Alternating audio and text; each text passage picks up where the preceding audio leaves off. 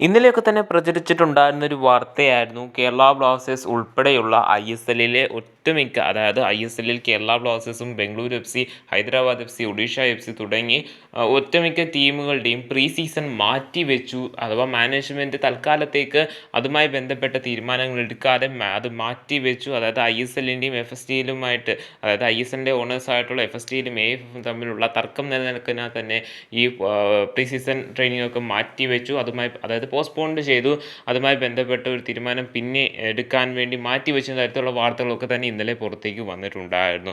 So ഇതിനെക്കുറിച്ച് പ്രശസ്ത sports journalist ആയിട്ടുള്ള മാർക്കസ് മൃഗലാവോട് ഒരു ആരാധകൻ ചോദിച്ചതിന് പിന്നാലെ തന്നെ അദ്ദേഹം കൃത്യമായിട്ടുള്ള ഒരു മറുപടി നൽകിയിട്ടുണ്ട്. നമുക്കെല്ലാവർക്കും അറിയാം, ISL തുടങ്ങുന്നതിന് മുമ്പ് ഈ എല്ലാ സീസണിലും കേരള ബ്ലാസ്റ്റേഴ്സ് ഉൾപ്പെടെയുള്ള ISLലെ മിക്ക ടീമുകളും പ്രീ സീസൺ ടൂർണമെൻറ്റുകൾ നടത്തുന്നതാണ്. അല്ല എന്നുണ്ടെങ്കിൽ പ്രീ സീസൺ ട്രെയിനിങ് നടത്തുന്നതൊക്കെ കാഴ്ച നമ്മൾ കണ്ടിട്ടുള്ളതാണ്.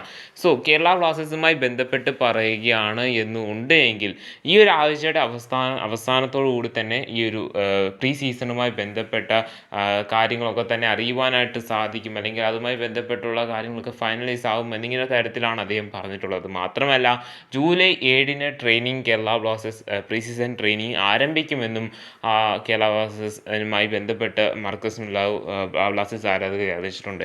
ഇത് കേരള ബ്ലാസ്റ്റേഴ്സ് ആരാധകരെ സംബന്ധിച്ചിടത്തോളം വളരെയധികം സന്തോഷം നൽകുന്നൊരു കാര്യമാണ്. ജൂലൈ 7 സ്റ്റാർട്ട് ചെയ്ത് കഴിഞ്ഞ് കഴിഞ്ഞാൽ തന്നെ ISLൽ നല്ലൊരു രീതിയിൽ തന്നെ വരുവാനായിട്ട് പോകുന്ന ISLൻ്റെ 12ാം സീസണിൽ കേരള ബ്ലാസ്റ്റേഴ്സിൻ്റെ പുതിയ കോച്ചിൻ്റെ കീഴിൽ, അതായത് ഡേവിഡ് കെറ്റാലയുടെ കീഴിൽ ബ്ലാസ്റ്റേഴ്സ് മാനേജ്മെൻറ്റിന് അണിനിരക്കുവാനായിട്ട് സാധിക്കും. നമുക്കെല്ലാവർക്കും അറിയാം, ഡ്യൂറൻ കപ്പിൽ കേരള ബ്ലാസ്റ്റേഴ്സിന് ഡ്യൂറൻ കപ്പും പോട്ടെ, സൂപ്പർ കപ്പിൽ കേരള ബ്ലാസ്റ്റേഴ്സ് മോഹൻ ബഗാനോട് തോറ്റ്, അതായത് 2-1 തോറ്റ് പുറത്തായ കാര്യമൊക്കെ തന്നെ ആരാധകർക്ക് അറിയാം. സോ അതിനകത്ത് തന്നെ ഹാർഡ് വർക്ക് മെൻറ്റാലിറ്റി ഉള്ള താരങ്ങളെ ടീമിൽ നിലനിർത്തുവാൻ തന്നെയായിരിക്കും കേരള ബ്ലാസ്റ്റേഴ്സ് മാനേജ്മെൻറ്റ് ഇനിയും ശ്രമിക്കുക.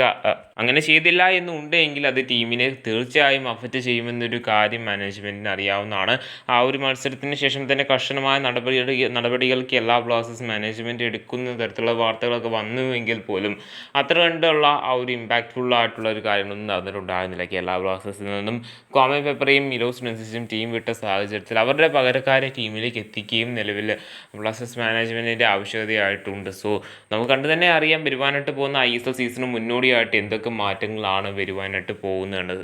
സോ അതിന് മുമ്പോടി തന്നെ പ്രീ സീസൺ ട്രെയിനിങ് ISLൻ്റെ മുൻപോടിയായിട്ടുള്ള ആ ഒരു ട്രെയിനിങ് ജൂലൈ 7 തന്നെ ആരംഭിക്കുമെന്നൊരു കാര്യം ബ്ലാസ്റ്റേഴ്സ് ആരാധകരെ മാർക്കസ് മൃഗലാവ് അറിയിച്ചത് വളരെയധികം സന്തോഷം നൽകുന്ന ഒരു കാര്യം തന്നെയാണ്.